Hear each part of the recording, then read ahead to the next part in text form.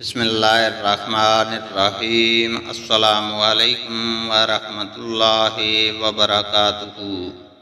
حدیث نبوی صلی اللہ علیہ وسلم ہے، میں جانتی ہوں کہ کس طرف نبی کریم صلی اللہ علیہ وسلم تلبیہ کہتے تھے۔ آپ صلی اللہ علیہ وسلم تلبیہ یوں کہتے تھے: لبیک اللہم لبیک لبیک لا شریک لک لبیک ان الحمد والنعمت لک۔ ترجمہ گزر چکا ہے۔